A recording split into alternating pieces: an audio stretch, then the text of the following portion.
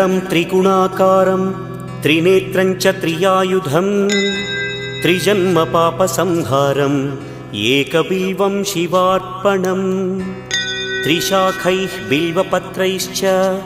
अच्छिद्रैः कोमलैः शुभैः तव पूजां करिष्यामि एकबिल्वं शिवार्पणम् कोटिकन्या महादानं तिलपर्वतकोटयः काञ्चनं शैलदानेन एकबिल्वं शिवार्पणम् काशीक्षेत्रनिवासं च कालभैरवदर्शनम् प्रयागे माधवं दृष्ट्वा एकबिल्वं शिवार्पणम्